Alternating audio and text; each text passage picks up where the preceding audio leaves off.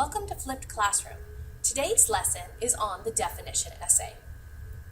One of the most infamous quotes about definitions was made by a Supreme Court justice when he was asked the definition of obscene or pornography, and his answer was, "I know it when I see it." And that's very typical of many of our responses. So let's take a look at these pictures on the screen here and decide, are any of them obscene according to your personal definition? Here's a case study. A couple is suing Walmart after an employee turned in bath time photos at a photo lab, calling them obscene. In August 2004, Anthony brought more than 140 photos to be developed at Walmart. They showed bath time with their three little girls, ages 18 months, 4 and 5. But an employee at Walmart thought the photos could be child pornography, and he called the police. According to the police reports, photos were of the children in provocative positions with their genitals exposed. So the question is, are bath time photos of your own children considered obscene? Or is it just something cute that moms and dads do when they give their kids baths? Think back to your own life. Are there pictures of you in a bathing suit, getting your first bath as an infant? What age were you in the bath with your brother or sisters? Are you the same gender? So what factors would make these pictures pornography? Is it age? Is it gender? Is it that their genitals were exposed? This is a typical case where a definition, and in this specific instance, obscene, becomes controversial. We do have formal definitions of words which can be found in dictionaries, but those are brief explanations. Dictionaries divide words into terms, class, and differentiation. In this class, we're more focused on extended definitions. These are more complex definitions or controversial words that may have multiple meanings. Often it takes a paragraph, an essay, or even a book to define these words. For example, the word ghetto, which can be a slang, or it could be a noun, the word freedom, which is very abstract, or even a controversial term like torture. All of these words require extended definitions. There's a difference between classification and definition. Definitions require characteristics. For example, what are the characteristics of a lie? A lie can be dishonest or harmful, intend to mislead. If you were writing a thesis statement, you'd say, a lie is blank, blank, and blank, listing characteristics. A lie is dishonest, it's harmful, and it intends to mislead. You might want to give examples or counterexamples. Yet, an omission of facts is not a lie because it does not meet the criteria. Once again, in classification, you're looking at types, not characteristics, but types.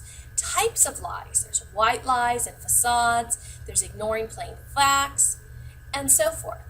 So make sure you're clear on the difference between classifying and defining. Here are some strategies that you would use in a definition essay. For example, exemplification. This is where you use examples and counterexamples. If you're trying to define the term police brutality, you'd start with what is police brutality and also include what is not police brutality. You might want to use a descriptive approach, visual, sound, tangibles. This is really good for a medical diagnosis. For example, if you're trying to define depression, what is depression? What are the signs of depression?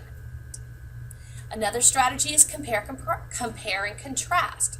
This is where you use something familiar. For example, the word ghetto. You might compare it and contrast it to a poor neighborhood. There are more strategies that you could use. For example, the process strategy. What are the steps involved? What are the different stages? For example, if you're trying to define doctor-assisted suicide, who administers the drugs in a doctor-assisted suicide case? Is it the doctor or the patient administering the drugs? Process is a great strategy for legal matters. Once again, you look at classification as a strategy. Which group does it not belong to?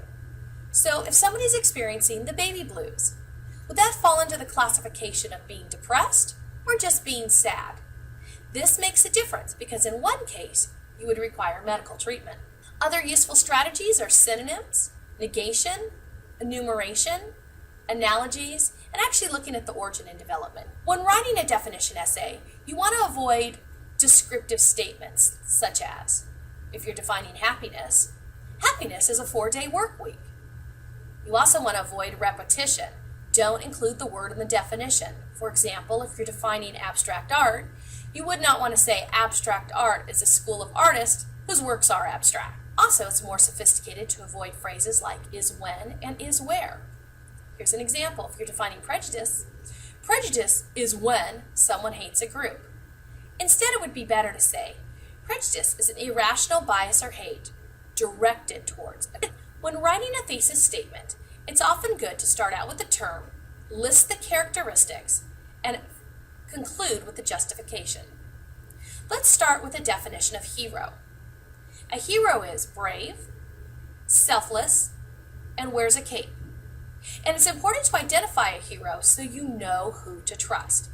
So you can see the different characteristics, brave, selfless, wears a cape, and you can see why it's important to know. Remember to always end with the justification. This would answer the question, why is it important to know the correct definition?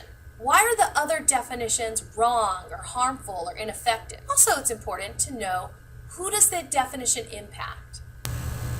This concludes our lesson. Thank you for joining me today in Flip Classroom.